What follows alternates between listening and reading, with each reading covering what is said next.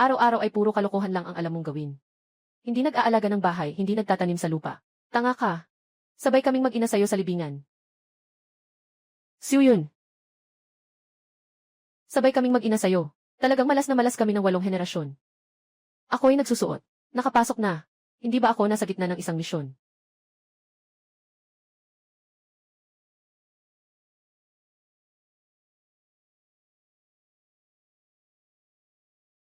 Saklap. Sa nakaraang buhay ko, isa akong espesyal na sundalo. Paano ako napunta sa ganitong uri ng tao? Dahil nandito na ako. Hindi ko na dapat hayaan na magdusa kayong mag-ina. Maging sa ganitong sitwasyon. Siyo yun. Malapit na ang taglamig. Mamasyal muna ako sa bukid mamaya. Titingnan kung may naiwan na patatas ang iba. Para makakuha ng isang sako para sa bahay. Hugasan mo muna ang katawan mo. Ako na ang maghugas ng damit mo. Hindi mo kailangang magpanggap na mabait dito. Nabalitaan mo ba kung ano na ang itsura ko dati? Sigurado akong iniisip mong nagbibiro lang ako. Pero ngayon, totoong napagtanto ko ang pagkakamali ko. Siyo yun, maaari mo ba akong bigyan ng isa pang pagkakataon? Pakiusap, maawa ka naman sa akin. Dito sa bahay, wala na kaming maibibigay sa'yo. Yung perang iyon at mga kupon ng tela. Inipon ko ng buong 2 taon. Iniisip ko lang na makakabili ng bagong damit para sa bata. Pero sa'yo, lahat napunta sa sugal. Tawag mo pa bang tao ang sarili mo? Asawa, wala na akong ibang sasabihin. Simula ngayon, sisiguraduhin kong magiging mabuting tao ako. Para mabuhay kayo ng maayos ng inyong ina. Buksan ang pinto, buksan. Tingnan mo, nang hihingi na naman ng utang. Takot si Nanay Nyunyu. Maging mabait ka ni Unyu, huwag matakot. Ako na ang bahala. Pumasok kayo sa loob at magtago. 3 araw na ang itinakda kay Dujayanguo. Nabayaran mo na ba ang utang natin? Hahaha, Kuya Li. Bigyan mo pa ako ng 2 araw. 2 araw lang, tiyak na mababayaran ko na. Ikaw, bayaran mo na. Huwag mo akong lokohin. Sabi mo, hindi pa rin mababayaran ngayon. Gamitin mo na lang ang asawa mo bilang pantubos. Nakasulat ito ng malinaw sa papel. Malinaw na malinaw ang nakasulat dito. Huwag naman, Kuya Li. Bigyan mo pa ako ng 2 araw. Pagkalipas ng 2 araw, babayaran kita ng doble. Tigilan mo na yan. Sino bang hindi nakakakilala sa'yo, Dujayanguo? Sikat ka na sa pagiging hindi nagbabayad ng utang. Ngayon, ibigay mo ang asawa mo. Ito ang tanging pagpipilian mo. 2 araw na tayong nag-uusap. 2 araw na, lumakad ka pa ng isang hakbang. Babasagin ko ang mga binti mo. Kung pagkatapos ng 2 araw, hindi pa rin nabayaran, ang bahay na ito ay sayo na. Sige, Dujayanguo. Bigyan kita ng 2 araw pa. Doble ang kabayaran. Kulang ng 1 sentimo, hahanapin ko ang misis mo. Tara na, hahaha.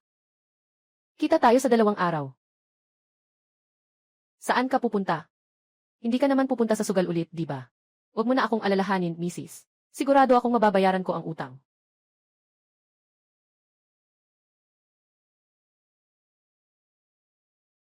Sa ganitong bundok, siguradong may hishugu.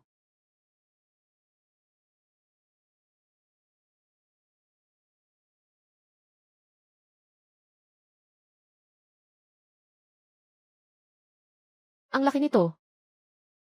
Ang hishugu na ito, parang 5 o 6 na kilo ang bigat. Kung ibabase sa presyo sa merkado, kahit papaano, mabibenta ito ng higit 10 yuan.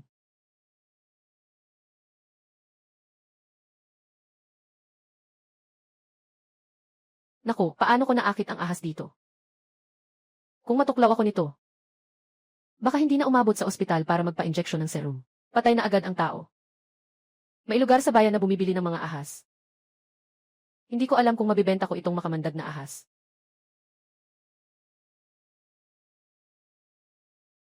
Saan ka pupunta?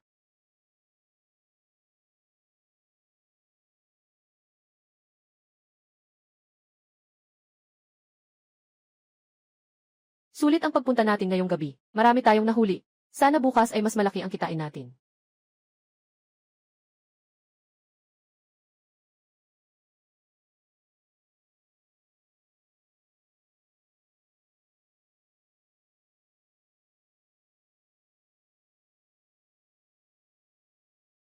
Tindera, tumatanggap ba kayo ng mga halamang gamot dito? Ano ang binibenta mo? Kung mga karaniwang halamang gamot lang, huwag mo nang sayangin ang effort. Hindi ko na ito masyadong matanggap. Tumatanggap ba kayo ng hishugu? Nasaan ito? Ipakita mo nga sa akin agad. Tindera, tingnan mo ito. Ganito kalaki ang hishugu. Kailangan ng ilang dekada para maging ganyan. Ano ang balak mong gawin sa pagbebenta? Ibigay mo ang presyo, makikinig ako. Ngayon, ang maliit na heshubird. Bumibili ng $1 at 20 sentimos bawat kilo.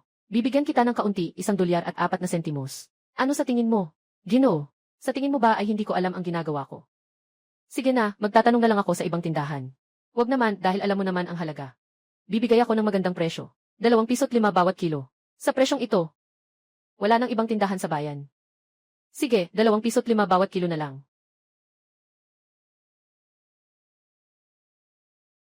Binata, sa susunod. Kung may ganitong klase ng magandang hishugu, dalhin mo ulit dito sa akin. Maganda ang ating pagtutulungan. Tama nga pala, boss. Tumatanggap ba kayo ng makamandag na ahas? Anong uri ng makamandag na ahas? Hindi ko alam ang mga uri. Tingnan mo, binigyan ka niya ng leksyon. Ang hayop na to, ang tapang. Boss, tinatanggap mo ba ang ahas na ito? Tinatanggap. Viper ito. Magandang gawing alak ang Viper.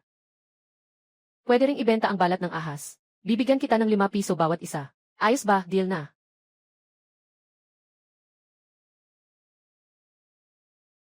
Magdala ka pa ng kaunting bagay. Pumunta ka sa bahay ng biyanan mo. Tingnan mo ang anak natin.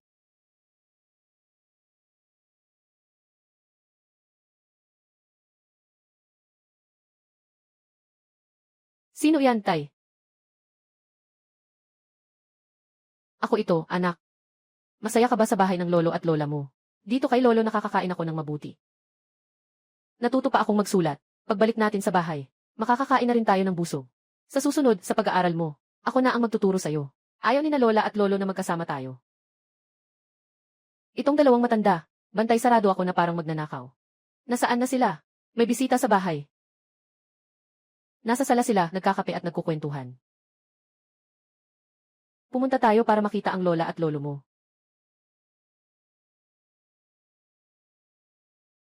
Sabi ni lolo, huwag ka nang pumasok.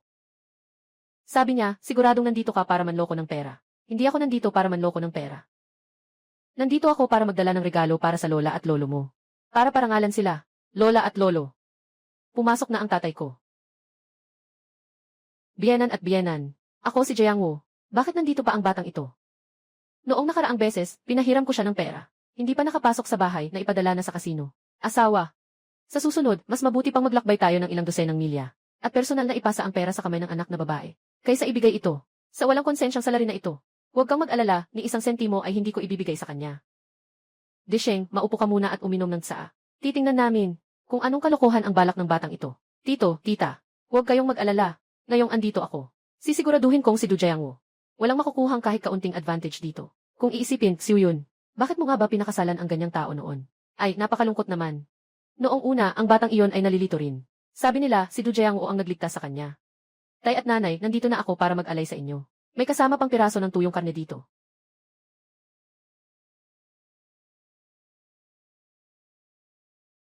Zhang Desheng, anong ginagawa mo rito? Dumating ako para bumisita. Tiyo at ya. May problema, kaya't nagpunta si Desheng para tingnan tayo. Hindi mo karapat-dapat na manghusga dito. Sasabihin ko sa'yo, pupunta siya sa inyong maliit na Ankan Village, bilang village cadre. Mula ngayon siya ang inyong pinuno. Si Zhang ay matagal nang may gusto kay Xiuyun. Kitang-kita na hindi siya mabuti ang intensyon. Sa pagpunta ko ngayon. Una, para maresolba ang problema ng pagkain sa nayon. Pangalawa, ay para iligtas si Xiuyun mula sa paghihirap. Salamat, pinsan. Pinaglaanan mo pa ng oras. Maayos naman ang buhay namin ng asawa ko. Sige na, Du Jiangwo. Ano ba talaga ang pakay mo dito sa bahay ko? Ipapahayag ko na ito. Huwag mong asahang makahiram ka ng kahit 1 sentimo ngayon. Tatay, hindi po ako nandito para humiram ng pera. Baka naman para kay Ninoo, ang anak mong babae. Gusto kong ipaalala sa'yo. Kung magtangkang magkamali ka, ibebenta mo si Ninoo sa mga tao na nagdadala ng mga bata. Agad kong hugasan ang ulo mo. Tatay, alam ko. Sigurado kayong nagdududa pa rin kayo sa akin ngayon. Pero seryoso ako ngayon. Ano ba ang laman ng bag mo? Mga regalong binili sa kooperatiba. At mga laruan para kay Nyunyu. Saan mo nakuha ang ganitong dami ng pera? Hindi ba naman muli kang nanghingi kay Xiuyun? Ang perang ito ay kinita ko sa pangangaso sa bundok. Walang kinalaman si Xiuyun. Huwag mo akong patawanin. Patunayan ko ito sa pamamagitan ng aking mga aksyon.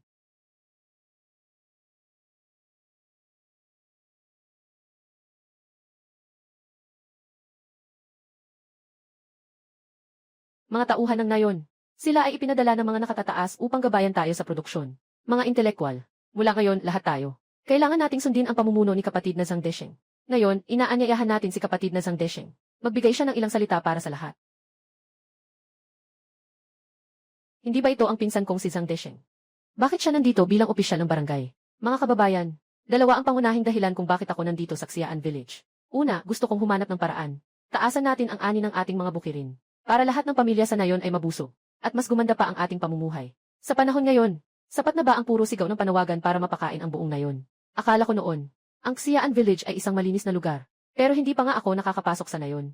Narinig ko na may gumagawa ng spekulasyon dito sa ating baryo. Kung sino man ang nagbebenta ng palihim, lumantad ka na lang. Sino ba ang maglalakas loob gumawa niyan? Ang dalhin sa kooperatiba para tanungin ay magaan pa. Hindi maglalakas loob si Kadrizang na magsalita ng ganyan. Ang mga ninuno natin dito sa baryo ay pawang tunay at tapat na mahihirap na magsasaka. Baka nagkamali ka ng hinala. Maling akala. Kahapon, narinig ko mismo ang salitang ito. Si Du Jiang ang nag-imbita sa iyo na lumabas. O ikaw ang kusang lumabas. Zang, mga opisyal. Tama ba? Nakamali ka sa pagtukoy sa may-ari ng butika. Ako itong walang silbing anak. Huwag mo nang sabihin na naghahanap ka ng laso na ahas para palitan ng pera ang Hishu. Kahit magpunta sa bundok para magputol ng kahoy, wala siyang lakas ng loob. Ikaw ba ang gumawa ng bagay kay Du Jiang? Kaya mo bang tanggapin ito? Huwag mo akong paghintayin na magpadala ako ng tao para dalhin ka sa bayan. Para harapin ang may-ari ng butika ng harapan. Ako ang gumawa niyan. Sabi mo, ano ang nararapat na parusa sa iyo? Dapat lahat ay isuko sa bayan. Kunin at ipamahagi sa lahat. Si Opisyal Zhang at si Du Jiang ay mahirap talaga. Kung hahatiin ang lahat ng perang nakuha niya, hindi ba ito masyadong walang puso? Punong baryo, sa tingin ko mali ang sinabi ninyo. Si Du Jiang ay nagpapalit ng mga gamit ng kolektibo para sa pera at kalakal. Ano ang kaibahan sa pagnanakaw? Magandang tao itong kasama. Mataas ang kanyang kamalayan. Huwag mo akong gawing biro, leader. Ginoong Liu. Sa tingin ko, si kasama Li Erdan ay isang magandang materyal. Hayaan na lang siyang sumama sa atin. Tutulungan tayo sa komite ng ngayon. Dahil pinili ni Kadrizang ang taong ito. Siyempre susundin namin ang utos mo. Kung gusto ng leader, pwede ko nang dalhin ang mga tao para halugugin ang bahay ni Du Jiang. Sigurado, mapipilitan siyang ilabas lahat ng ninakaw niya. Gawin natin ayon sa sinabi mo. Desheng, hindi mo dapat gawin yan. Boss, ito ang asawa ni Du Jiang. Huwag mo siyang pansinin. Lumayo ka, siya ang kapatid kong si Uyun. Hindi mo siya pwedeng utusan. Si Uyun, kapatid. Habang nandito ako, siguradong walang makakaapi sa'yo. Kuya, pwede bang pag-usapan pa natin ang tungkol sa pagsamsam ng bahay? Dahil alam kong mag-asawa kayo. Mas lalo tuloy gustong turuan ni Kuya siya ng leksyon. Hindi mo alam, si Uyun. Sa mga nakaraang taon, lagi kang iniisip ni Kuya. Noong una, bakit ka nagpakasal sa isang ganung walang hiya? Anong klaseng salita yan? Mula noon, itinuring lang kitang tunay na kapatid na lalaki. Buk si Uyun. Hindi ko kailanman hinangad ang mga ito. Karapat dapat ka bang mag-isip na magiging asawa ko? Halika, alis tayo. Sino mang maglakas loob pumasok sa bakura ng bahay ko? Bawat isa bibigyan ng isang ladrilyo. Diretsong hampasin sa ulo. Sino sa inyo ang hindi palihim na nagpalitan ng mga bagay? Gusto mo ba akong mag-take ng roll call? Direktor Zhang, hindi naman pinaparusahan ang karamihan. Baka pwede muna itong ipagpaliban. Kahit nasabi ng leader, hindi pinaparusahan ang karamihan. Si Du Jiang naman ang huling nagkasala. Kailangan siyang parusahan. Sige, sabihin mo kung paano siya paparusahan. Malapit na ang taglamig. Huwag na siyang papayagang pumasok sa bukirin para maghukay ng pagkain. Pinutol ang paraan niya para makahanap ng pagkain. Sa taglamig, kulang ang pagkain ng pamilya ni Du Jiang. Paano sila mabubuhay? Hindi ba siya may kakayahan? Kung may kakayahan siya, solusyon niya na sana. Walang kailangang sabihin pa. Tatanggapin ko ang parusa pero sa grupo. Dapat ba? Bigyan ako ng pagkakataong kumita ng puntos. Sa ngayon, natira na lang ang trabaho sa pagpapakain ng mga hayop kay Sun Liuan. Pero kakaunti ang puntos. Naisip ko na, punong baryo. Mag-aalaga na lang ako ng mga hayop kasama si Tio Sun. Sige na, bahala ka na.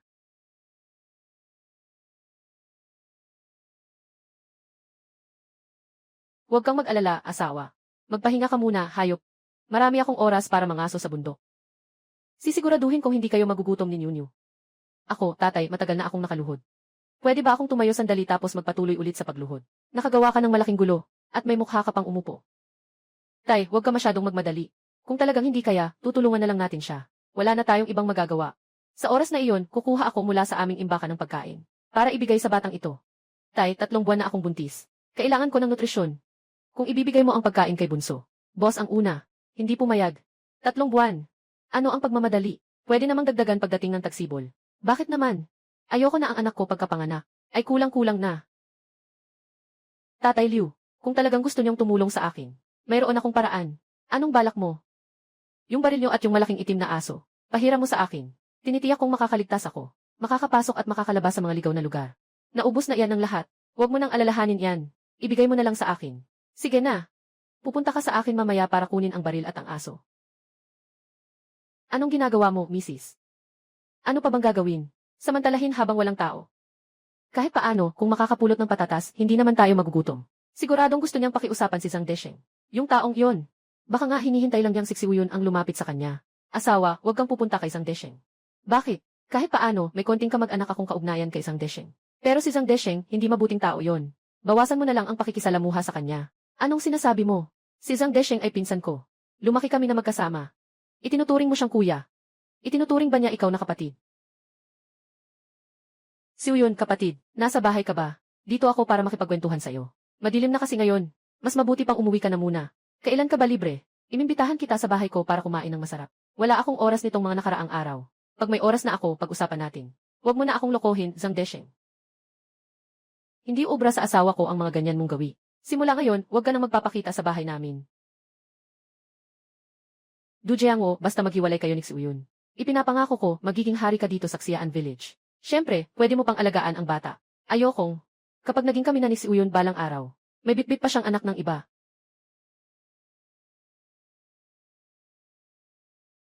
Akala mo natatakot ako sa'yo tapos gusto mo pa akong gawing tauhan mo.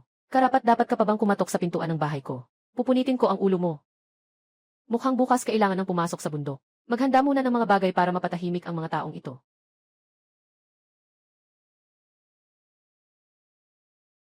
Kuya, ano ba talaga ang nangyayari dito? Hindi mo pa ba alam? Nagpapaligsahan sa sugal sina Liu Chon'an at Li Erdan. Natalo ako ng mahigit 30 yuan sa kabuuan. Itong si Liu Chon'an. Kahit papaano, lumaki siya kasama ng may-ari ng hardin mula pagkabata. Dapat ko bang pakialaman ang bagay na ito? Ililigtas ko si Long Yu.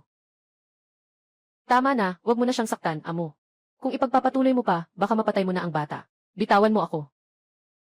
Bugbugin ko itong anak na pasaway hanggang mamatay.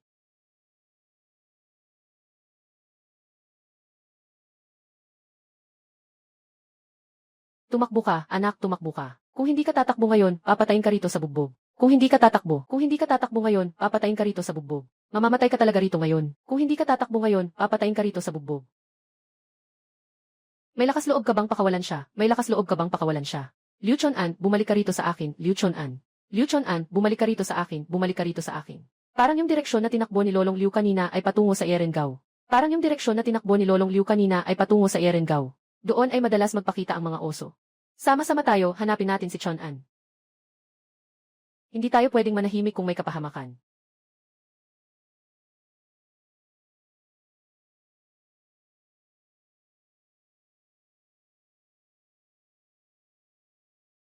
Hanapin mo si Dahe.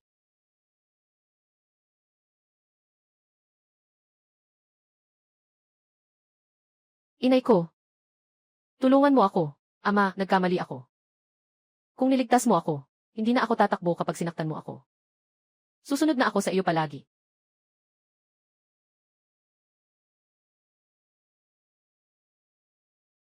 Bakit basa ang pantalon mo? Natutakot si Lolong Du. Ikaw pala yan. Dali, iligtas mo ako. Halika, alalayan mo ako ng kaunti. Hahatakin kita. Grabe, natakot ako. Akala ko mamamatay na talaga ako dito. Paano mo ako nahanap? Wala akong kakayahan para hanapin ka. Buti na lang at nandyan si Dahe ninyo. Hihi! Talagang kapaki-pakinabang ang hayop na ito. Alam ng tatay mo na naglakad ka papunta sa lugar ng mga ligaw. Walang sinayang na oras. Huwag mo nang banggitin ang matandang iyon. Ito ang unang pagkakataon na naitaga ako sa puno. Hindi naman ako natalo ng malaking pera. Hindi ka naman mayamang tao. Isang bagsak, umabot ng higit 30 piso. Paano siya hindi magagalit? Itong pera ay inilabas sa loob ng 3 araw. Naloko ako. Siguradong si Li Erdan ang may pakana nito sa likod. Liu Chon'an, umakyat ka sa puno. Darating na. Naku po. Bakit hindi tumatakbo ang hayop na to nang makita ang baril? Yung malaking oso na to. Siguro ito yung nanay ng oso kanina. Mukhang gusto nitong maghiganti. Ano ang gagawin natin ngayon? May isang paraan, kailangan mong magsakripisyo. Anong paraan, sabihin mo na. Bumaba ka at dalhin mo yung inang oso dito. Du Jianggo, akala ko pa naman kapatid kita. Gusto mo talagang mamatay ako. Huwag kang mag-alala. May tiwala ako sa aking kakayahan sa baril. Hindi ko kailanman nakita na humawak ka ng baril. Naglalaro ka lang. Basta't nasa kamay ko ang baril. Mabubuhay ako. Kung mapatay ka o mapinsala ng babaeng oso na ito, hindi ko masabi. Kung sakaling mangyari yun, maniwala ako sa'yo. Kung mamamatay ako ngayon, pakisabi sa bahay namin, magpadala sila ng maraming papel na ilalagay sa apoy. Bumunot ka na, Du Jiangwo, bilisan mo.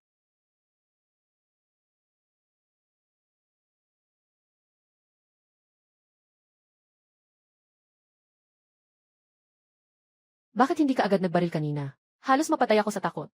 Ang baril niya dito ay inilagay na ng ilang dekada. Matagal na itong may kalawang sa dulo. Kaya kailangang lapitan para tamaan. Para masigurong matamaan ang ulo. Ganun pala ang dahilan. Tulong dito. Unahin nating ilipat ang itim na oso sa tagong lugar. May darating na tao sa baryo mamaya. Hayaan mo silang tumulong na dalhin ito pabalik. Ang laki ng itim na oso na ito. Siguradong mabibenta ito ng marami. Anak, huwag mo akong takutin. Sana hindi ka nagkasala. Kung hindi mo sana hinila ang anak sa puno para batuhin, hindi sana siya tumakbo. Ibalik mo sa akin ang anak ko.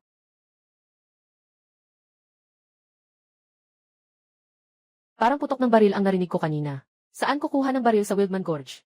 Halika, sumama ka sa akin para tingnan natin. Nagbanggaan talaga ang mga oso. May dugo pa sa gilid ng bibig ng itim na oso. Baka kakain lang niya ng isang bagay kanina. Anak ko, anak ko. Pinagsikapan ko at inalagaan ka ng halos 20 taon. Anak, anak. Bakit ganito ang kapalaran mo? Aba, mga tao ng ating baryo yan. Bakit hindi sila pumunta para hanapin ang ating mga magulang? Bakit kayo umiiyak? Ah! Nanay, may multo. Anak ko. Alam ni tatay na napagtripan kang mamatay ng hindi makatarungan. Sa susunod, mas marami pa akong susunuging papel na pera para sa'yo. Sino ang namatay? Hindi pa ba talaga patay ang batang ito? Anak, muntik mo nang ikamatay si tatay sa kaba. Mali ako na nagsugal ako, anak. Hindi ko na ulitin, pangako. Nais ko na magdesisyon. Magsimula na akong matuto ng pangangaso kay Dujayan Go. Siguradong makakakuha ako ng 180 hanggang 180 na piso sa isang taon. Ano? Pumasok ka sa bundok, bakit hindi ka pa rin nagiging malinaw? Dahil nahanap na ang tao. Bumalik na tayong lahat sa nayon. Hintayin niyo ako, mga kaibigan. Pwede mo ba akong tulungan dalhin ang oso na nahuli ko? Kung hindi ito dadalhin pabalik. Pagkalipas ng ilang araw, kakainin na ito ng langaw. Mukhang nagbibiro ka sa akin. Sabi mo, nakipaglaban ka kay Dujayang sa isang oso. Siyempre, wala naman akong kinalaman doon. Ang mahalaga ay si Dujayang ang unang bumaril gamit ang baril mo. Tara, dalhin mo ako para makita ang oso na nakuha mo.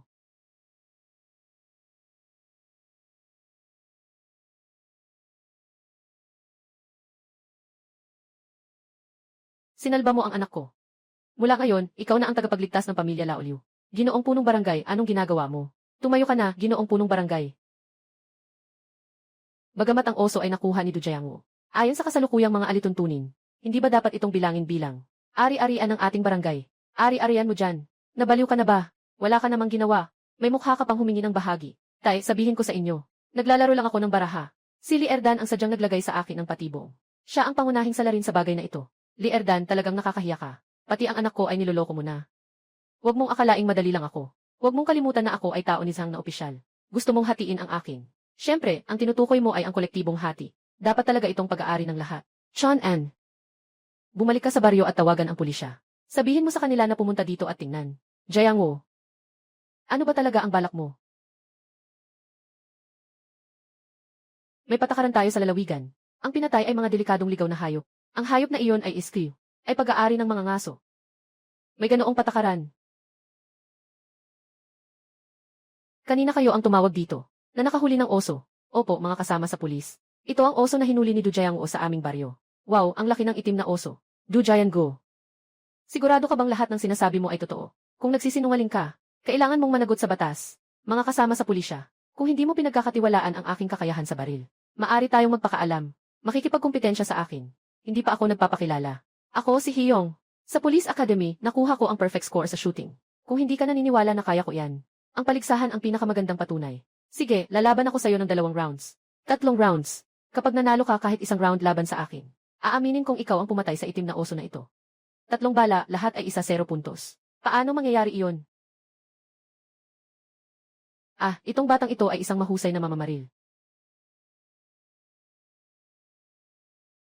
Sa nakaraang buhay ko, sa gubat, anong sitwasyon? Hindi ko pa naranasan. Ang puntong ito, maliit na bagay lang. Gusto mo bang magsundalo? Mukhang mabibigo po kayo. Hindi po akma ang kalagayan ko ngayon para magsundalo. Bakit? May ilang taon na rin ang anak ko. Kung sasali ako sa hukbo, masyadong mahihirapan ang mag-ina ko. Ganoon pala. Pasensya na at naging pabigla ako. Sayang lang ang galing mo sa pagbaril. Baka pwedeng mag-apply kay Direktor pagbalik natin. Tingnan natin kung pwedeng imbitahin ang kasama natin dito. Para turuan tayo ng mga teknik sa pagbaril. Tama, Dujayang. Gusto mo ba? Huwag kang mag-alala. Hindi ka namin pababayaan sa opisina. Ano namang ayaw mo dyan? May pagkakataon na kumita ng extra. Siyempre, laging handa. Ano nang sinabi mo? Si Du Jiangwo ay hindi lang nakapatay ng oso. Inimbitahan pa siya ng pulis para magturo ng pagbaril. Totoo yan. Nakita ko mismo iyon. Yung 2 pulis na iyon. Pansamantala pa nilang tinulungan siyang ibalik ang oso sa baryo. Inutil, ni ganitong kaliit na bagay hindi mo magawa ng maayos. Sinabi ko sa'yo na bitagin si Liu Chunan. Ang resulta, sa halip, si Du Jiangwo pa ang nakinabang ng malaki. Sa halip, si Du Jiangwo pa ang nakinabang ng malaki. Boss, hindi ko rin inakalang magiging ganito ang kalalabasan. Si Du Jiangwo ay talagang iba na ngayon. Marunong na siyang mangaso at barilin. Ano kung iba na siya, dito sa maliit na baryo ng An? Ako pa rin ang may huling salita.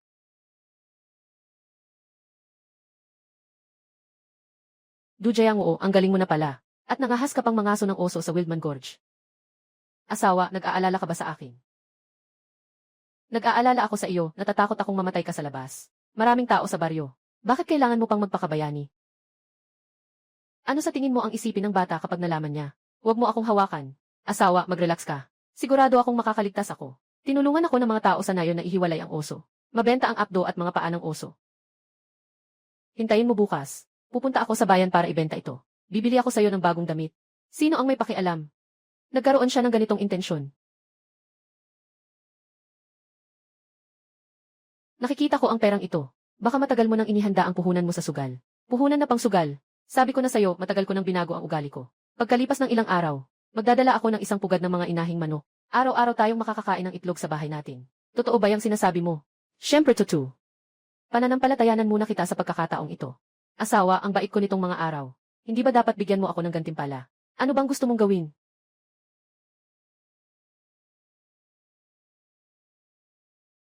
Tagapamahala, naalala niyo pa ba ako? Ikaw yung nagbenta sa akin noong nakaraan, ng hishubu at ahas na mga ngaso. Ako ito. Nandito na naman ako para istorbohin ka. Anong nangyari? Ngayon ba ay may nakuha ka na namang hishubu? Huwag kang mag-alala, pareho pa rin ang presyo sa nakaraan. Kahit gaano karami, kukunin ko lahat. Nandito ako hindi para magbenta ng hishubu. May iba akong espesyal na bagay.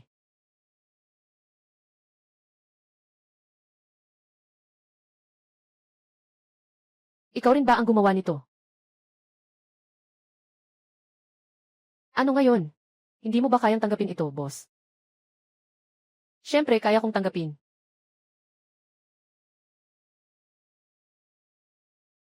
Bibilhin ko ang apdo ng oso bilang buo. Isa, 18 pesos. Ang bawat paa ng oso ay 1.5 kilo. Bibilhin ko ng isa 0 pesos bawat kilo. Kaya't kabuang halaga ay 48 piraso. Alam kong mahalaga ang mga bagay na ito. Ngunit hindi ko akalain na ganito kalaki ang halaga. Kalahati ng halaga ay para sa akin.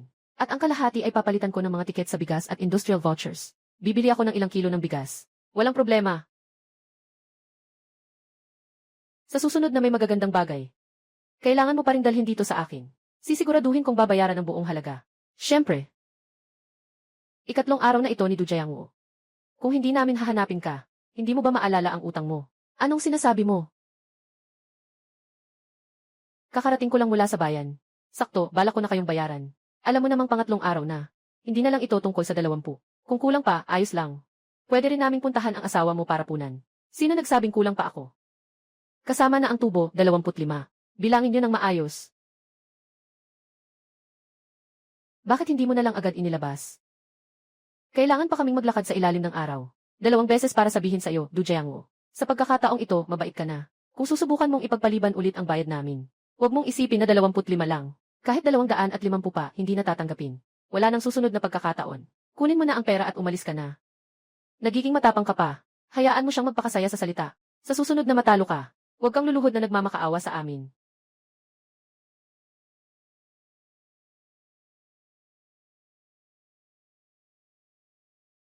Biyanan, bakit ka nasa pintuan ng bahay namin? Jiangwo ah. Dumating si Biyanan para hanapin ka. Bakit mo ako hinahanap? Narinig ko mula sa iba. Nananalo ka laban sa isang oso. Tingnan mo ang kalagayan ng ating pamilya ngayon.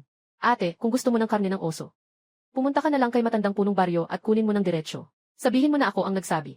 Sige, Jiangwo. Alam ko namang may malasakit ka, Hipag. Hipag, may iba ka pa bang kailangan? Huwag ka munang magmadaling umalis. Maraming mahalagang bahagi sa katawan ng oso. Hindi niyo naman maubos mag-asawa. Bakit hindi mo na lang kami bigyan ng isang palad ng oso? Iuwi ko para mapakuluan at pampalakas kina papa at kuya mo. Pampalakas ng katawan, bunsong babae. Huwag mong sabihin na ang tatay ko at kuya ko ay hindi kailangan ng ganitong bagay. Kahit kailangan nila, hindi ikaw ang dapat humingi. Du Jiangwoo, ano ba ang ibig mong sabihin? Hindi mo ba pinagkakatiwalaan ang bunsong babae? Sa totoo lang, hindi talaga ako naniniwala. Baka bigyan kita ng problema. Pagkatapos mong lumingon, dinala mo agad yan sa bahay ng nanay mo. Linawin mo ang sinasabi mo. Kailan ko ba kinuha ang mga gamit? At palihim na dinala sa bahay ng nanay ko. Kahit sismis lang. O totoo man. Hindi ko talaga ibibigay sa iyo ang paa ng oso na ito. Kaya huwag mo nang isipin.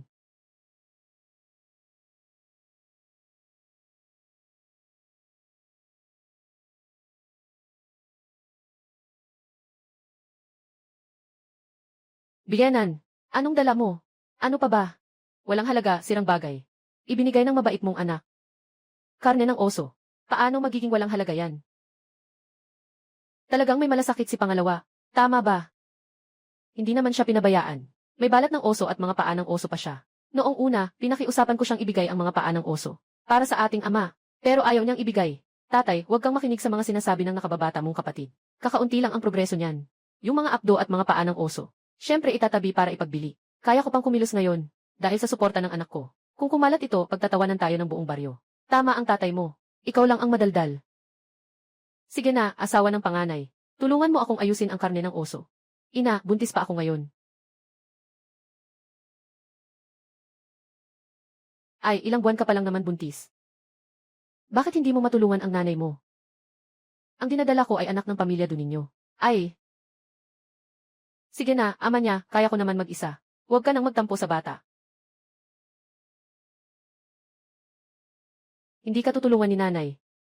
Ako at si Uyun ang tutulong sa inyo. Pangalawa, bakit kayo nandito? Nagdala kami ng kaunting bigas at harina para sa pamilya. Para kay tatay at sa inyo. Hindi naman tayo tagalungsod. Sapat na ang harina ng mais. Kung ito ay mula sa pagmamalasakit ng pangalawa, tanggapin niyo na lang ito. Dadalhin ko ito sa kusina.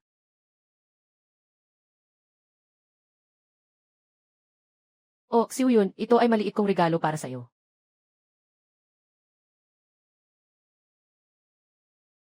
Hindi ba ito ang inyong pamana? Hindi ko ito matatanggap.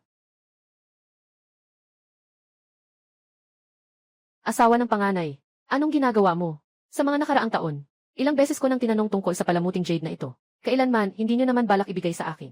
Pagdating pa lang ni Luke si Uyun sa bahay, ibinigay niyo agad sa kanya. Sige, mula ngayon ang buhay at kamatayan niyo. Hayaan niyong ang babaeng yan ang mag-alaga, huwag niyo na akong hanapin. Inay, ibigay niyo na lang po ang palamuting jade na ito kay ate. Nabanggit ko na dati na ibigay ito sa kanya. Pagkatapos ay nagtanong siya sa iba. Magkano kaya ang halaga ng jade pendant na ito? Nanay, dapat ibigay ito kay Jianjun. O kaya kay Jiangwoo. Walang pinagkaiba kung ibibigay sa panganay o sa asawa niya. Hindi ako kampante na ibigay ito sa pangalawa. Dahil baka tawagin siyang supling ng salbahe. Hindi talaga ito mawawala agad-agad. Jiangwoo, mamaya, sumama ka sa akin sa bahay ng dating kapitan ng baryo. Tingnan natin kung pwede niyang alisin ang pagbabawal sa pagpulot ng patatas. Mukhang hindi ako makakapunta. Bakit? Ayoko nang umasa sa pagpulot ng patatas para mabuhay. Kung gusto talagang magbago, ganyan na ang itsura ng bahay natin ngayon, parang mahirap. Kailangan pang umakyat sa bundok para manghuli. Kalokohan. Talaga bang iniisip mo na kaya mong manghuli? Tay, wag mo na akong pakialaman. Desidido na ako. Kung may tapang kang umalis, wag ka nang bumalik. Wag mo nang banggitin ang panghuli. Tingnan mo kung mahuli kita. Noong huli na akyat kami ng Hishugu, nagtayo kami ng 23 patibong. Dapat kahit ilang araw na. May makukuha na sana. Kuneho. Tama nga, alam ko may nahuli.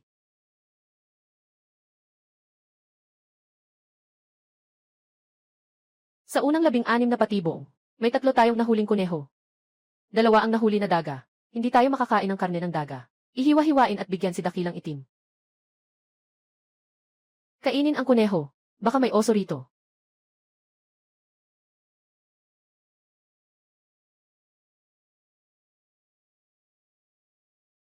Amuyin mo muna ang ulo ng kuneho, dakilang itim.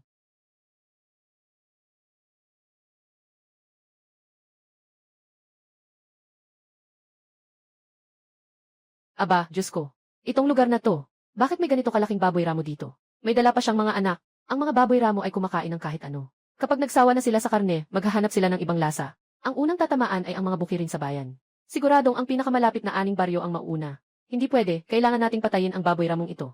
Hindi ko na dapat ibinalik ang baril sa matandang punong baryo noon. Walang kwenta. Mas mabuti pa hintayin na lang. Kapag kumpleto na ang gamit.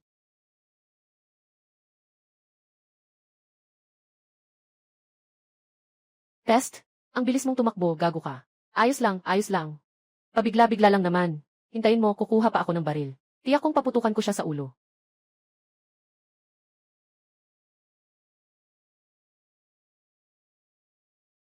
Hindi ba yan kotse ng pulis? Baka may nagawa siksiw yun. Hindi naman pwedeng ganun. Para saan kayo rito? Kuya Jiangwo, matagal ko na kayong hinihintay. Naalala mo pa ba noong huli kong nabanggit sa iyo? Na gusto ng opisina na mag-hire ng isang instruktor sa pagbaril. Sa trabahong ito, kasama na ang pagkain at tirahan.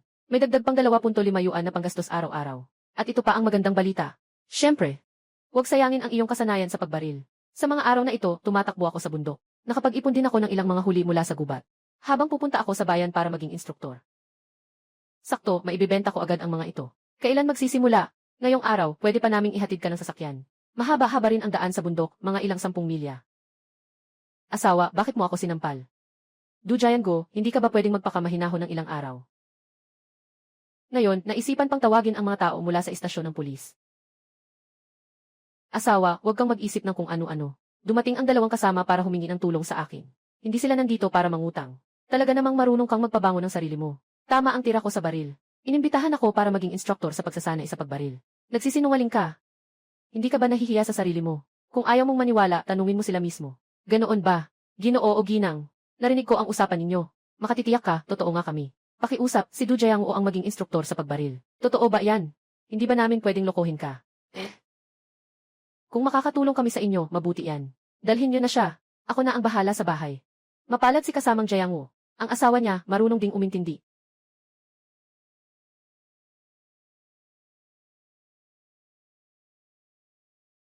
Sige, dadalhin kita sa bodega para kunin ang baril. Kunin ang baril.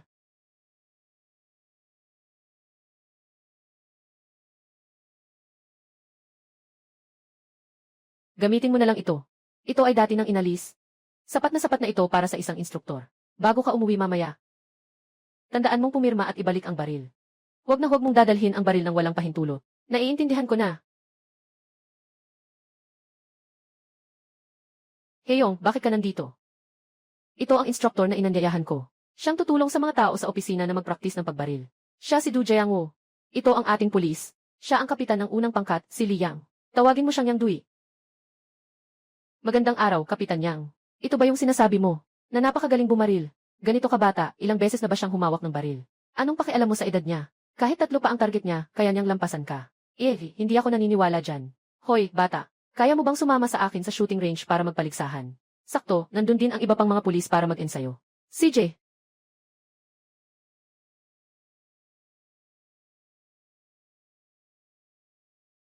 Hindi ka ba kilala bilang isang sharpshooter? 20 metro ang layo. Hawak ko itong kahon ng pusporo. Kapag nabaril mo ito ng isang tama, panalo ka. Liang, baliw ka na ba? Paano kung magkamali siya? Hindi ba lagi mong sinasabi na magaling ang batang ito? Kung hindi pwede, ibaba mo ang kahon ng pusporo. Bilis, narinig mo ba? Kapitan Yang, sa tingin niyo po, pasado na ba ako? Ang galing mo, hanga ako sa'yo. Katiyakang mapagkakatiwalaan kita bilang instruktor. Sige, kung ganoon ang sabi ni Team Leader Yang, tatanggapin ko na ang pagiging instruktor. Sabi mo sana bago ka magpaputok. Paano kung may mangyari? Matamaan ka ng bala sa kamay. Gusto mo ba si Team Leader Yang maging may kapansanan? Nagsisimula ka na naman magpakatigas ng ulo, Heyong. Sa usaping ito ng pagsasanay sa baril, nandyan si Kajianggo. Kaya't kampante ako. Pero yung maliit mong kapatid na babae, ay naglalakad pa sa bayan. Kailan mo balak? Ipaalis ang Diyos na ito. Kapatid na babae, si Hidui. Yang Dui, hindi maganda ang nangyayari. Si Senorita Song Kingsu ay dinukot. Ano, ulitin mo nga. Kakatapos lang namin ni Senorita Song, na nagsiyasat sa kalagayan ng mga manghuli sa kalye. Biglang may grupo na sumulpot, at pinapalibutan kami. Wala akong baril. Diretso nila akong pinatayog. Dinala na si Miss Song. Anong ginagawa mo? Nakita mo ba kung anong itsura nila? Hindi ko nakita ng mabuti, bago ako nawalan ng malay. May narinig akong sinasabi ng grupo, na kinuha si Miss Song, para sa taong naghahanap ng asawa. Nagkabanggaan kami. Huwag muna isipin yan, hanapin muna ang tao. Lahat sumama kayo sa akin. Noon, ang kasal namin ni Xiuyun, ay naayos gamit ang mga paraan. Pinabayad ako ni Li Ergaw ng 30 yuan, para kumuha ng mga tulisan sa bayan, na nagdukot kay Xiuyun, at nag-arte ako ng isang bayani na nagligtas ng babae. Hindi ba't sila yon? Sabi ni Heyong, walang utos mula sa opisina. Hindi pwedeng umalis na may dalang baril. Pero kung sila nga yon. Delikado si Song Kingsu. Wala na, pupunta ako para iligtas siya. Ang nanay ay medyo magaling manguyog. Kakausapin lang niya ako kanina, tinulak pa ako. Tiyak na ito ang grupo nila. Si Husan ang leader, siya ang nangunguna sa human trafficking. Hindi lang niya binubugaw ang mga babae, pati mga bata hindi pinapalampas. Ang babae na ito ay sobrang ganda, kaya't bumili ang mamimili ng 100 piso. Kung hindi ako makakapag-asawa, kahit ano pa, gusto ko na lang bumili ng asawa. Ayusin mo muna ang buhay mo bago mo isipin yan. Malapit na. Hanapin ang sako at takpan ang babaeng ito. Makipagkita sa mamimili. Kuya Husan, nandyan ka ba sa bakuran? Ah! Sino ka? Ako si Du Jiangwoo, ng Tagaksiwaan Village. Noong nakaraan, hinanap kita para pakasalan ang asawa. Bakit ka nandito? Tumakas ang asawa ko kasama ang pinsan niya. May mga anak na kami. Hindi ko siya mapanatili. Gusto kong hilingin sa'yo na gumanap ulit ng bayani na nagliligtas ng babae. 30 piso pa rin, pwede ba? Sige, hanapin mo ang target mo. Tutulungan ka namin ulit. Kuya Hugh, pwede ko bang bilhin itong babae? Ito ay para sa ibang tao na nakapagreserba na. Bumili siya ng 100 piso, hindi mo kaya. Sa pagkakataon, baka makabuo ako. Baka makakuha ako ng 100 piso. Hayaan mo akong makita kung ano siya. Okay ba? Sabi mo, sa ibang tao yan, ibinigay sa'yo. Paano kung maghanap sila? Titingnan ko lang naman. Hindi naman talaga ako kukuha. Patingin lang kahit isang beses, pwede ba? Sige, papakita ko sa'yo, wala namang masama. Putik, ako nga naiinitan na sa nakita ko. Ang ganda talaga. Hindi ko na mapigilan ang sarili ko sa kakatingin. Talaga bang hindi na pwedeng pag-usapan pa? Ibigay mo na lang sa akin ang babaeng yan. Ikaw naman ang tigas ng ulo mo. Babalikan kita para hanapan ng maganda. Halika mga kapatid, isiksik siya sa sako. Kung sabihin kong gusto ko itong babae. Nagsasawa ka na ba sa buhay mo? Sabi ko, hindi pwede. Tumayo ng maayos, huwag gumalaw.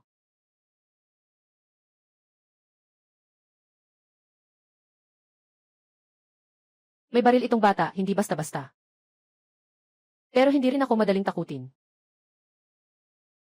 Sino ang nagpadala sa'yo? Ang pagkakakilanlan ng babaeng to, hindi mo kayang kalabanin si Kuya Husan. Mas mabuti pang palayain mo na lang siya. Ang negosyo ko ay halagang 100 yuan. Sabi mo lang palalayain ko na. Kahit sino pa siya, wala akong pakialam. Mga kasama, sugod. Subukan ninyong gumalaw. Uy, mukhang sanay ka ah. Pero alam ko ang batas. Hindi ka basta-basta pwedeng magpaputok. Hindi ako pwedeng bumaril ng tao. Pero pwede kong ihagis ang baril sa tao, hindi ba? Basagin ninyo ang binti ng batang yan. Sino man ang makagawa nito ngayon? Dinagdagan ko pa siya ng 0 piso.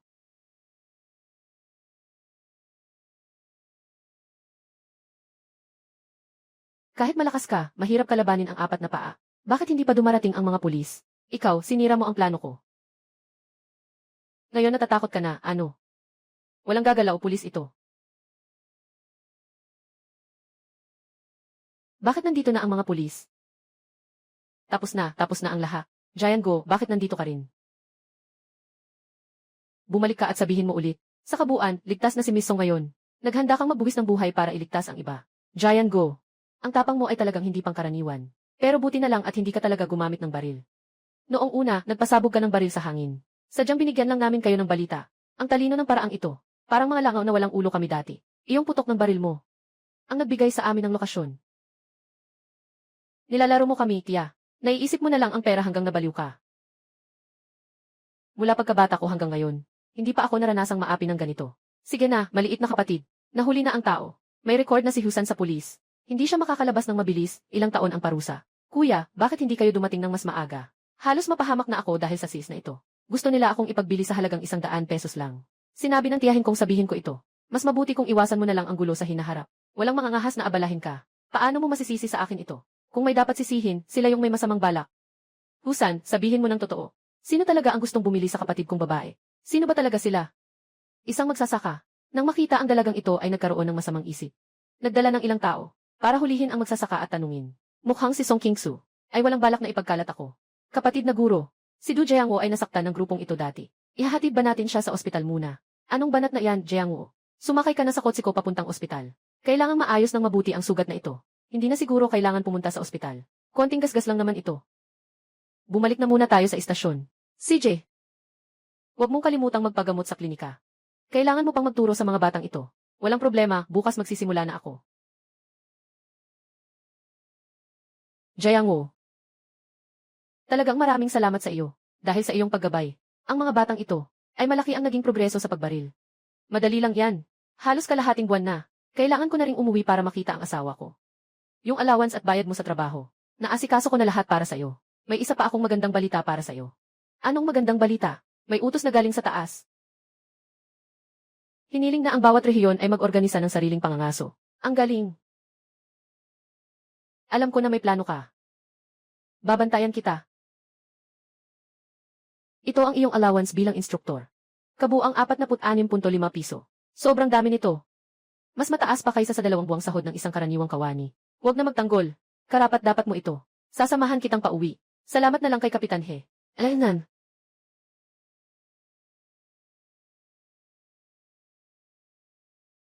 Bakit ka ganyan, punong barangay?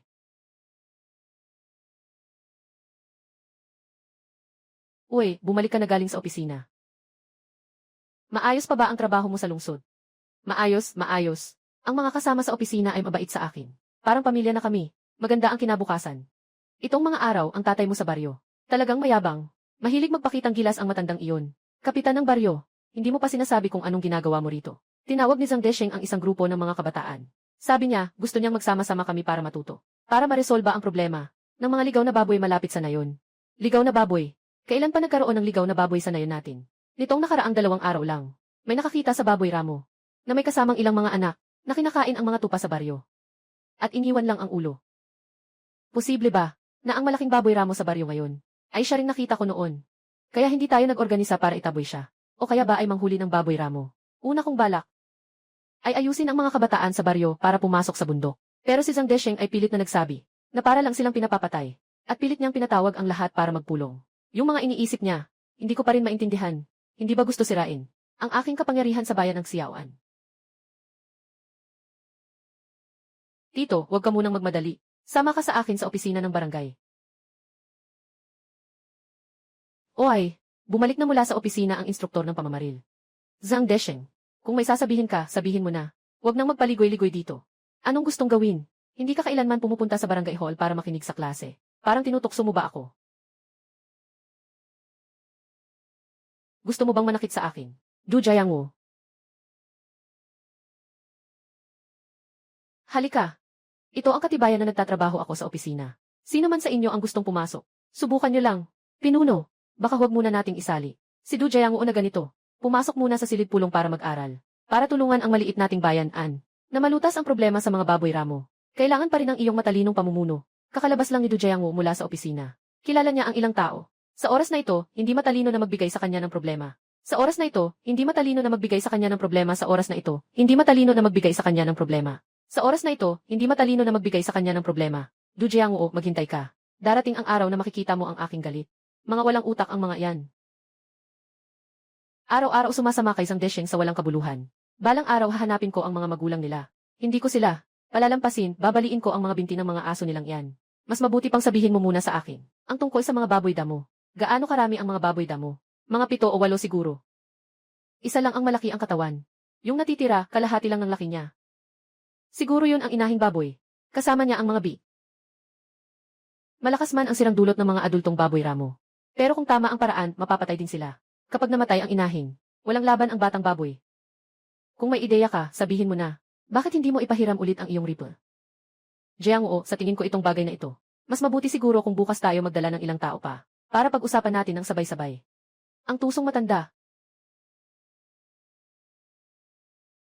Sige, susunod ako sa iyo. Umalis na ako muna.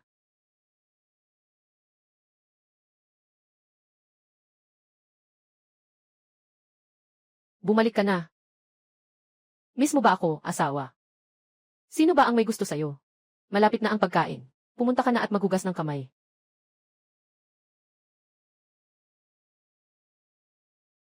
Tingnan mo ito, ano ito? Saan mo nakuha ang balat ng jelly? Napakahalaga ng bagay na ito. Sana masubukan ito na dinala mula sa lungsod.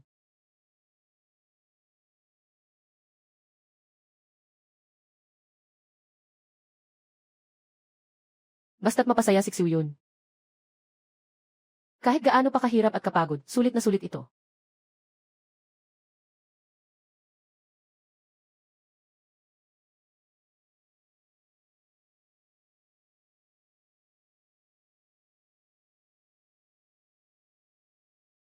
Ano nang nangyari?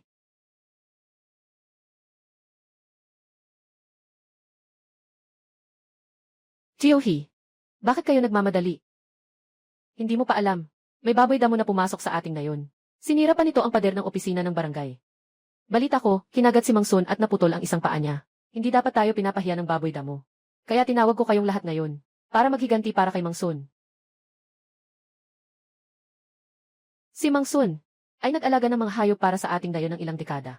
Ngayon, may nangyari sa kanya. Pwede ba nating baliwalain ito dito sa ating barangay Xiaoan? Kayong mga kabataan, malalakas kayo. May kakayahan kayo. Kailangan talagang mahuli ang Keith sa usaping ito. Sandali lang. Ito ay tungkol sa buong barangay. Ipinapadala niyo kaming mga kabataan para mamatay. Anong nangyayari dito? Sino ang nagsabing ipapahamak namin kayo? Lahat ng malalakas sa baryo ay sasama. Hindi kailangang sumama ang matatanda, kababaihan at mga bata. Ang nasugatan ay isang matandang lalaki. Hindi naman ito masyadong apektado ang mga kabataan tulad natin. Kung kayo ay nag-aalala, mas mabuti pang kayo mismo ang pumasok sa bundok. Huwag niyong gawing paksa kami. May konsensya ka pa ba? Inutusan ako ng leader. Nadalhin ang lahat para mag-aral. Lalo na ang mga kabataan. Magkakaroon ng talakayan sa pag-aaral mamaya. Kailangang dumalo ang lahat. Iwan niyo sa akin ang usapan tungkol kay Lausun. Du Jiangwu, hayagan mong nilalabag ang diwa ng pag-aaral. Ayokong magsayang ng salita sa'yo. Sino ang gustong sumama sa akin sa bundok? Lumabas kayo. Tatanawin kong utang na loob ang sinumang sumama. Tingnan ko lang kung sino ang maglalakas loob. Isama mo ako. Tayo na rin ang magkapatid. Sigurado ba kayong gusto ninyong labanan ako? Isipin ninyong mabuti ang mga magiging resulta. Si Lawson ay aming tiyuhin. Hindi ba natin dapat alagaan ang ating pamilya kapag nasaktan? Kung muling mangyari ang baboy ramo sa nayon at makasakit, sino ang mananagot? Ayos. Maghintay kayo.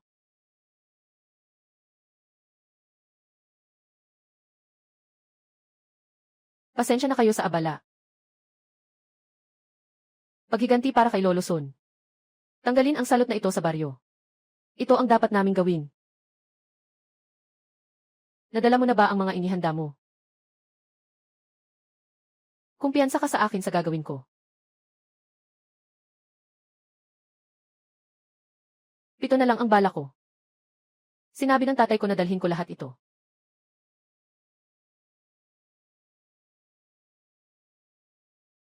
Talagang sira na ang baril na ito.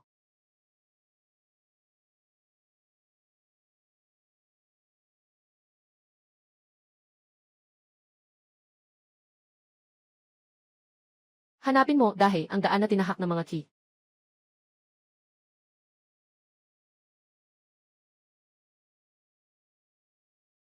Naniniwala ka talaga sa tanga mong aso na ito. Sa bahay ko, natutulog lang siya o kumakain. Maging ang pinto, ayaw niyang tingnan. Kayo kasi, hindi ninyo siya tinuruan ng maayos.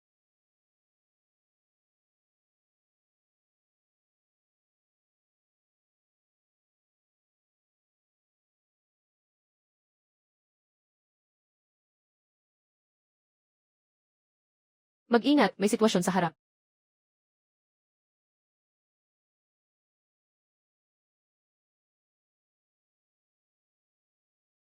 Paano itatatag ang bansa? May kalahating milya ang layo nito. Hindi sigurado ang tama ng baril mo. Siyempre, hindi pwedeng sumugod ng diretso. Kailangan silang pumunta sa atin ng kusa. Kunin mo yung 2 manok na dala mo.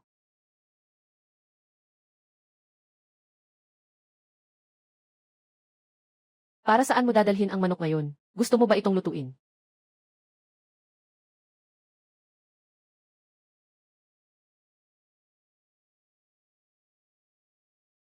Gamitin ang bato para batuhin. Tumutok sa ulo, huwag lumapit.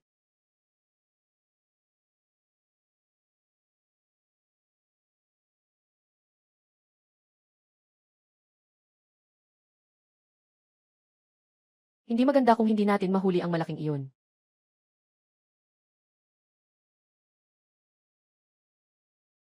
Batuhin niyo ang mga maliliit para mawalan sila ng malay.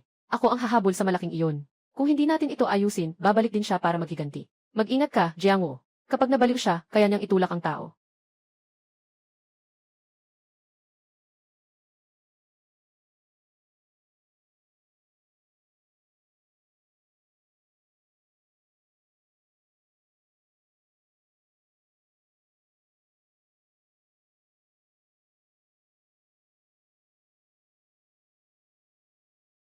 Sis, masyado kang maaga magyabang.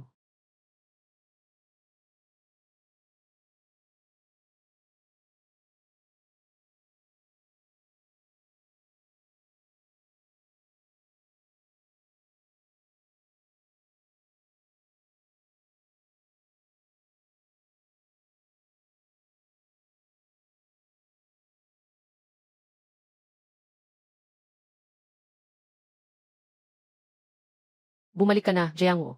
Tumakas ang babaeng baboy ramo. Ayos lang kung tumakas siya. Sapat na ang mga maliliit na ito para maghiganti kay Tiosun. Ito ay dugo ng babaeng baboy ramo. Talagang napinsala mo siya.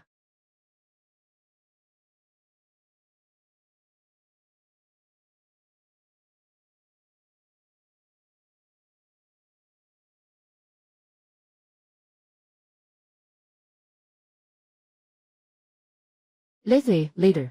Sa tingin ko, si Du Jiangwo at ang iba, ay malamang na pinirit ng mga baboy ramo. Karapatan nila, sino bang di nakinig sa utos ko? Iwasan niyo ang mga bungangan niyo. Kapag nagbula pa kayo, sasampalin ko kayo. Why, si Ju, masyadong protective. Sasabihin ko sa iyo ang totoo. Nakaakit ang aming leader kay Liu Xiuyun. Hintayin mo ang iyong kapatid na lalaki. Magiging maayos ang bagay na ito. Sa oras na iyon, yayain kita sa candy. Du Jiangwo, may lakas ka bang manakit?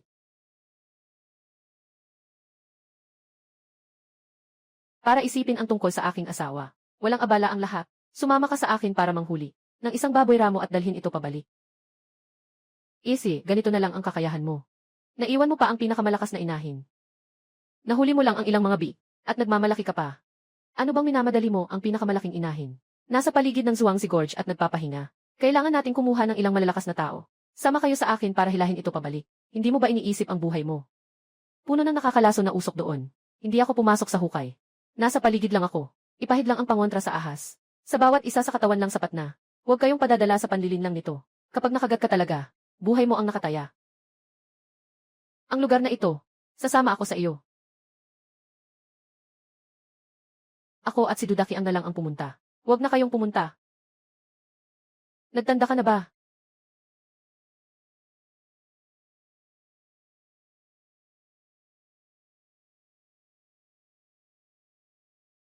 Mukhang ito na nga iyon. Hindi ko akalaing talaga nating nabaril ito. Halika, tulungan mo ako. Iuwi natin ito, sige.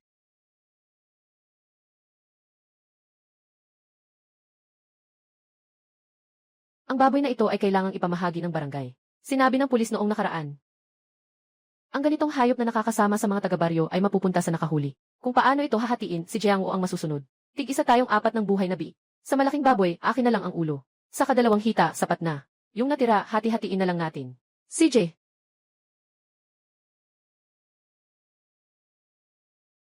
Kuya. Mrs., dalhin mo yung karne kay mama at marinate mo. Mamaya, magluto tayo ng dumplings at imbitahin si Jiangwo na kumain. Tatay, hindi pa ba natatapos ang paghahati ng karne ng baboy ramo? Babalik ako para humingi ng ilang kilo. Nakuha na nga ang malaking bahagi ni pangalawa. Ano pa ang gusto mo? E di yung mga na nahati sa kanya. Yakapin na lang at alagaan. Sa susunod na taon, pwede nang umabot ng 300 o 400 rial.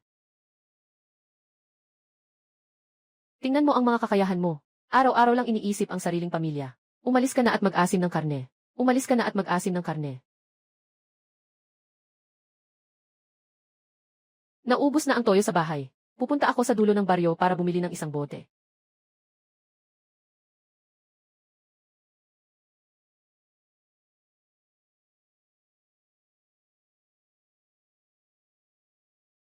Katatapos lang bumalik ang asawa ng pangalawa mula sa kanyang pamilya.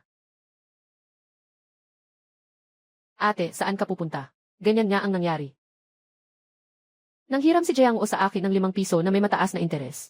Bumili siya ng biik at sabi niya kung hindi siya makabayad ngayong taglamig, kailangan niyang magbayad ng mas mataas na interes. Sakto namang nakita kita. Ikaw na muna ang magbayad para sa kanya. Ito muna ang pambayad sa interes. Yung natitira, ipapadala agad ni Jiangwo sa akin.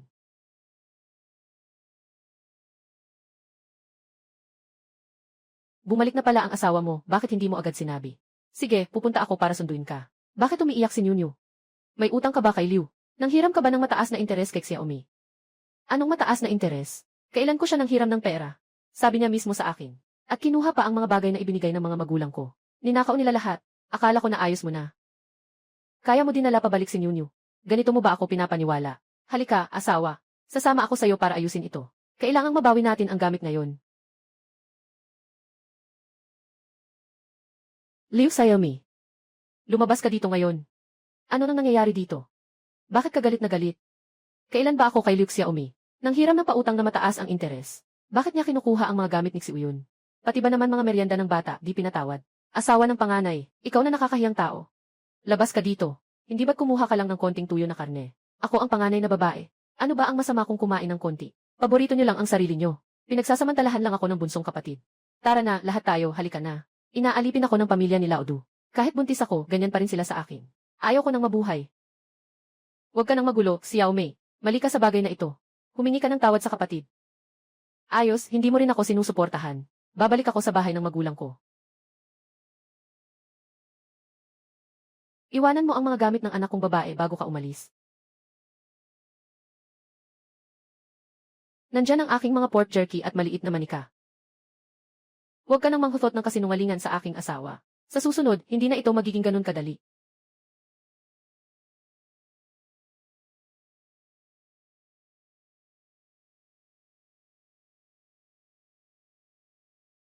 Simula ngayon, hindi ka na dapat magkaloko-loko. Maging mabuti ka kay Xiuyun at Nunyu. Tatay, huwag kang mag-alala. Hindi na ako muling pupunta roon. Nagugutom si Nunyu. Gusto ni Nunyu ng 8 dumplings. Hahaha, nga pala. Kumuha ako ng listahan ng mga produktong bundok. Mula sa purchasing station ng county. Kulang ang pagkain sa syudad ngayon. Kumuha sila ng mga produktong bundok kahit saan. Ang presyo ng ligaw na walnut ay 2.3 yuan bawat kilo. Bakit ganito kataas ang presyo ng mga ligaw na nogales? Tayo sa likod ng bundok natin.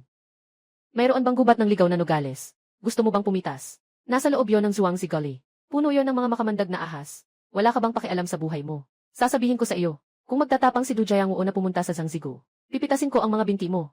Delikado si Jiangwo. Hindi tayo magtatangkang pumunta doon. Naiintindihan ko, sasabihin ko lang.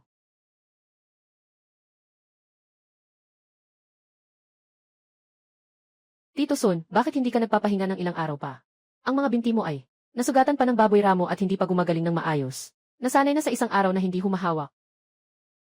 Parang palaging nagugutom sila. Ito ang ating pamilya, ang Sun, na nagpasalin-salin ng mga kaalaman sa mga halamang gamot. Sa susunod, kapag naglakad ka sa gubat, maaaring magamit mo ito. Tyson, napakahalaga nito. Hindi ko kayang tanggapin. Tinulungan mo akong maghiganti. Kailangang suklian ko ang utang na ito. Tama, sinabi sa akin ng tatay mo, na gusto mong pumasok sa lachian ng miasma para kumuha ng ligaw na walnut. Mapanganib na ang pumasok sa lachian ng miasma. Pero hindi naman imposible.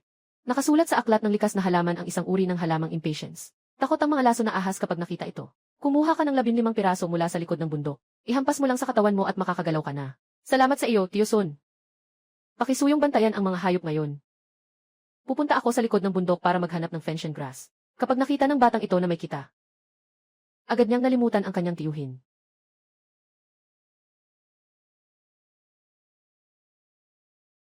Sobrang malakas ng amoy ng asupre ng fension grass na ito. Talagang epektibo ang halamang ito. Ngayon, makakalaya na ako.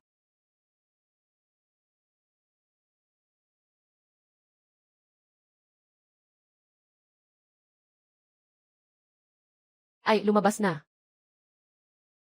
Talagang lumabas na ito.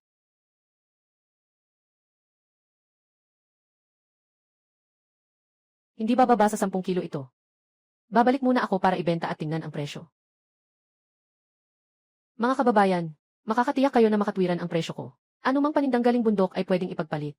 Sino ba ang may sobra-sobrang panindang bundok sa bahay? Ilabas niyo para suportahan ang trabaho ng mga kasama. Kasama, huwag kang mag-alala. Alam ko sa ating baryo ay may mayamang pamilya. Kasama, huwag kang mag-alala. Alam ko sa ating baryo ay may mayamang pamilya. Kamakailan lang ay nakapatay sila ng oso at baboy ramo. Kahit papaano makakapagbigay ng 50 kilo ng pagkain. Bumubula. Matagal nang ibinigay niya ang sobra niyang laman sa lahat. Bumalik na si Du Jiangwo.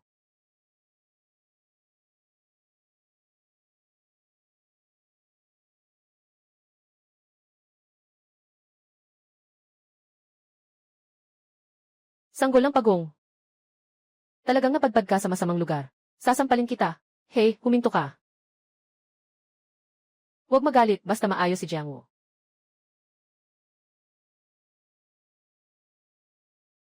Kasamang Du Jiangwo. Ikaw talaga ito. Salamat sa pagligtas mo sa akin noong nakaraan sa opisina. Kasamang Du Jiangwo. Kung may sobra kayong karne sa bahay, pwede mo ba akong bigyan kapalit? Talagang kulang ang bigas dito sa bayan ngayon. Mukhang hindi na maibigay ang karne. Ang natira ay para sa bagong taon. Pero pwede niyong kunin ang ibang bagay. Napakabuti, ang mga ligaw na walnut ay kasalukuyang kulang na kulang. Siyempre, kukunin namin. 13.5 libra, talagang 13.5 libra. Ang mga ito ay bibilangin na 6 bawat libra. Makakakuha tayo ng mahigit 30 pesos. Binebenta niyo rin ba ang radyo na ito? Binebenta, pero hindi ito basta-basta. Kailangan ng mga produkto mula sa bundok na nagkakahalaga ng higit sa 50 yuan para makapagpalit. Ito ay second-hand na donasyon mula sa county. Ang orihinal na presyo nito ay mahigit 100. Una, ibibigay ko sa iyo ang mga walnut na ito. Maaari bang ibigay mo muna sa akin ang radyo? Sa loob ng 1 linggo, idadagdag ko pa sa iyo ng 30 kilo ng ligaw na nogales. Tinitiyak kong hindi kayo malulugi. CJ.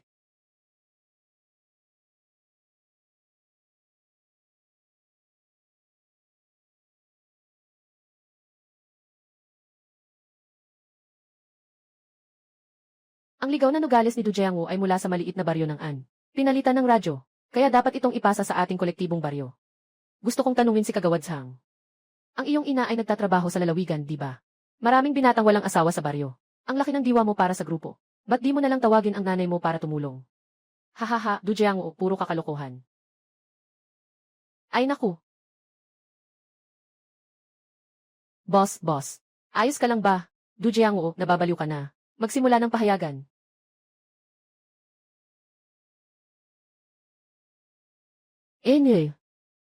Bilang tao ng nayon ng Siaoan. Araw-araw ay tumutulong sa mga dayuhan na guluhin ang mga tao sa nayon. Noong panahon ng digmaan, ikaw ay de. Ngayon, sino ang makakatalo sa akin sa radyo na ito? Agad kong kukunin ito.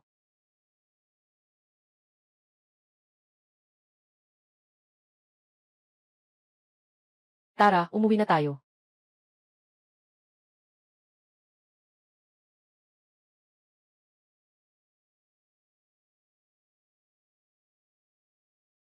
Ano nang nangyari sa'yo, asawa ko?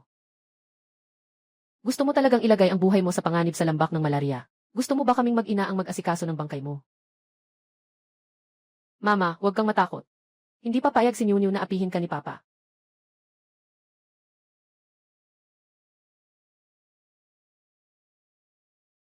Niu, ayos ka lang ba?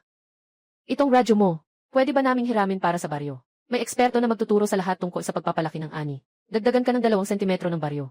Ano sa tingin mo? Sige, Kapitan, ikaw ang masusunod. Hindi ako nagrereklamo sa 2 sentimetro. Ayos, mabuti kung ganoon. Noong huli mong sinabi, gusto kong humanap ng ilang tao na sasama sa'yo para mamitas ng ligaw na nogales. Hindi pwede yan. Masyadong delikado sa Zazigo. Tatay, gusto kong sumama. Kasama si Du Jiangwo, pupunta kami sa Zazigo para mamitas ng ligaw na nogales. Siguradong kikita tayo ng malaki. Subukan mong ulitin yan. Babasagin ko talaga ang mga binti mo. Pupunta rin sina Dahor at Erhor. Sabi pa ni Kuya Jiangwo na magtatayo siya ng pangangaso. Totoo ang sinabi ng batang iyon na si Jiangwo. Totoo. Balak kong magtatag muna ng pribadong pangangaso. Hihintayin ko lang ang abiso mula sa bayan para maisama sa opisyal. Sige, paano ka gagawa sa panahong ito? Lahat ay nakikita ko. Itong batang ito ay ibinibigay ko sa iyo. Kapatid Jiangwo, talaga bang may silbi ang damong ito kapag nakasabit? Hintayin mo lang at makikita mo. Talagang may silbi. Tingnan mo, lahat ng mga ahas ay tumakas. Maaari ba akong mandaya sa inyo? Ang lupa sa harap ay puno ng mga ligaw na nogales. Dapat nating pulutin agad at umuwi bago magdilim. Pag uwi natin ang mga ligaw na nogales na ito, hatiin natin sa atin. Hindi pwede yan. Ikaw ang nagdala sa amin sa nogales na gubat. Ikaw rin ang nag-ayos ng mga pang-iwas sa ahas. Kung paghahatian natin, parang sinasamantala ka namin. Sapat na nabayaran kami ng sahod. Sige, ayos na yan. O sige, napagkasunduan na. Sa susunod, hatiin natin ng patas.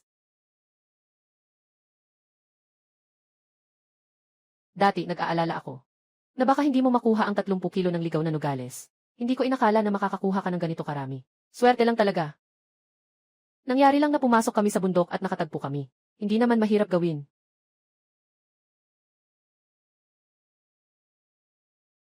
Na-verify na. Ang mga walnut na ito ay nagkakahalaga ng 130 yuan lahat-lahat. Itago mo ng maayos ha.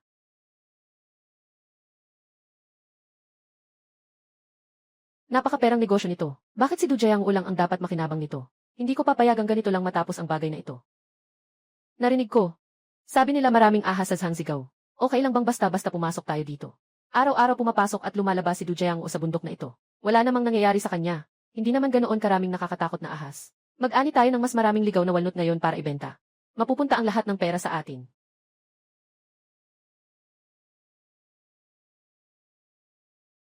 Ibalik mo ang buhay ng kapatid ko. Pupunta ako sa pulis para magreklamo sa'yo. Anong silbi ng pagreklamo sa akin? Wala kang makukuhang kahit sentimo. May paraan ako para ipabayad sa'yo ang iba. At makakakuha ka pa ng malaking kita.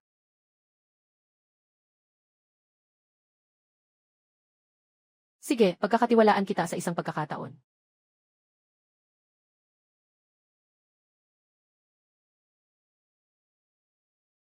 Saan kayo galing?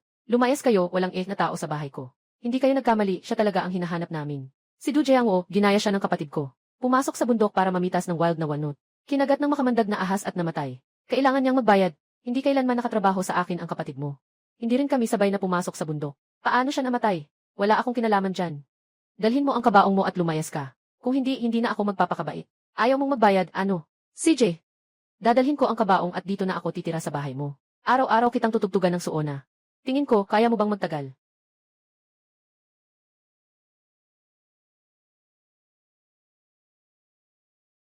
Tatay,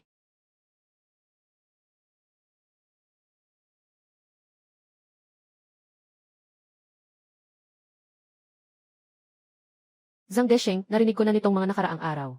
Nag-organisa ka rin ng tao para pumunta sa Zhangzi Gorge. Nakapitas ka ba ng mga walnut? Sino bang nagsabi sa'yo ng mga kalokohan? Wala akong kinalaman kay Zhu Tangshui.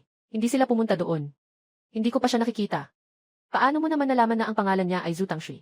Hindi ba't mas mabuti pang ilabas mo na ang kabaong mo? Kung hindi, ipapaputol ko ang kapatid mo sa kremasyon. Huwag kang lalapit. Umalis tayo, aalis na kami dito.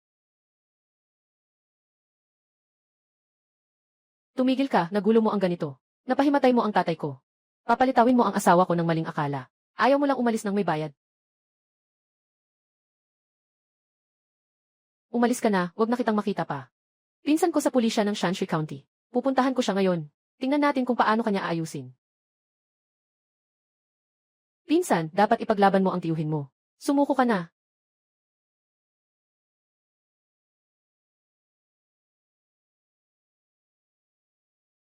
Sino si Du Jiangwo? Ano ang kailangan mo sa akin? Du Jiangwo, sumama ka sa akin sa istasyon para pag-usapan ito. Kung tatanggi ka, ikaw ang mananagot sa mga magiging resulta. Gusto kong makita iyon. Ngayon, sino ang may lakas ng loob na dalhin si Du Jiangwo? Mga kasama sa national security. Dapat may dahilan ang lahat ng bagay. Hindi ka nagdalawang isip, agad kang kumuha ng posas. Bakit ako susunod sa'yo?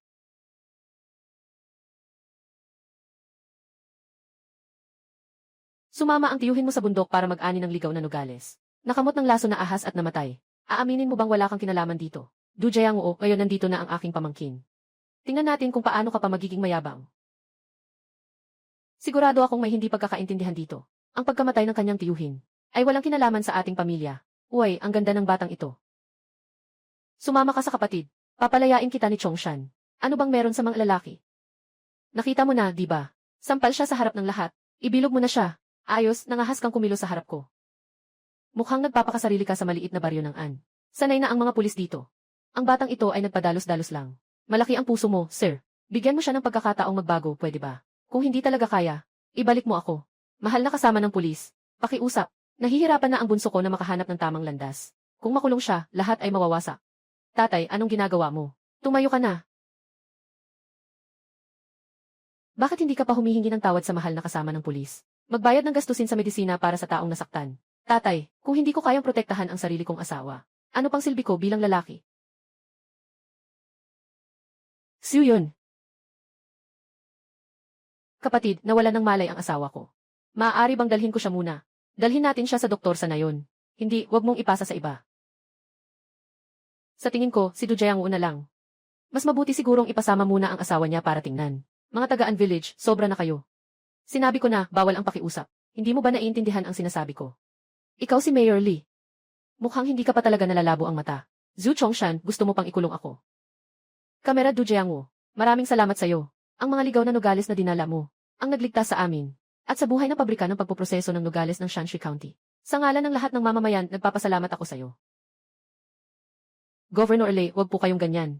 Ibinebenta ko ang mga Nogales ko ayon sa tamang presyo. Talagang nahihiya ako. Kung hindi dahil sa iyo, matagal nang tumigil ang pabrika ng Nogales sa ating bayan. Matagal na itong nagsara. Kailangan mong tanggapin ang bandila ng parangal na ito. Ang ulat ng pagkamatay ni Zhu Chongshan. Matagal nang naipadala sa bayan. Siya ang nagdala sa sarili niyang kapahamakan. Ikaw pa. Diretso mong ipinasa ang parusa kay Du Jiangwo. Ganito ang iyong saloobin sa pagpapatupad ng batas. Tama ang iyong mga aral. Dalhin mo ang mga tao mula sa inyong nayon at umalis na. Sa ibang araw, kasama ang inyong direktor. Pumunta kayo sa aking opisina. Ano nang gagawin natin sa tiyuhin mo?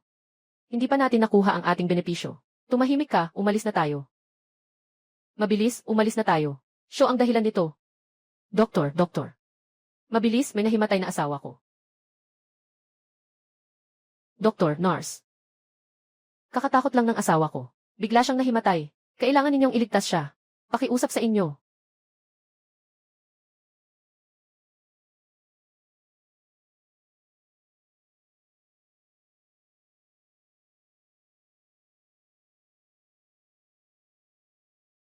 Sino ang kamag-anak ni Liu Xiuyun?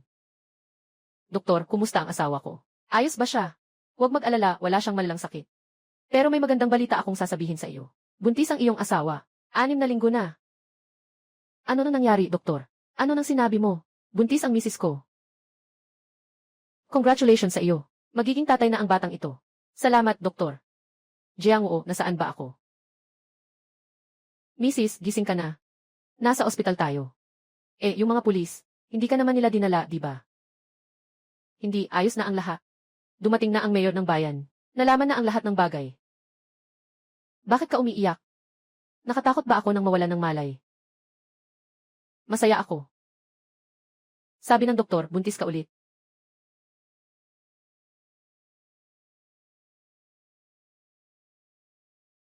Totoo ba ang sinasabi mo? Sabi ng doktor, 6 na linggo na. Malusog ang sanggol. Jiangwo, may gusto akong sabihin sa'yo. Ano man ang sabihin mo, susundin ko. Huwag ka nang pumasok sa bundok para mangaso. Sige ba, dati kapag pumapasok ka sa bundok, palagi akong kinakabahan. Magdamag akong nag-aalala. Takot akong may mangyaring masama sa'yo. Ngayon, buntis na naman ako. Maliit pa si Nyu. Ikaw ang sumusuporta sa buong bahay. Kung sakaling may mangyari sa'yo, paano kami 3 babae mabubuhay? Asawa ko, hindi ko hinihiling ang yaman at karangyaan. Ang gusto ko lang ay ligtas at payapa tayong lahat. Pagdating dito, totoo, itinuturing ko na silang pamilya. Ngayon, nagkaanak na ako kay Xiuyun.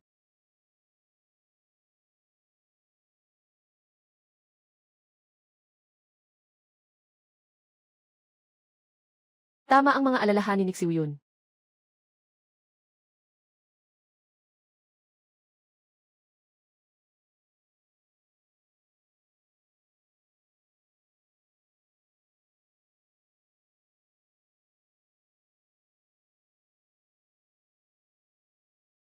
CJ.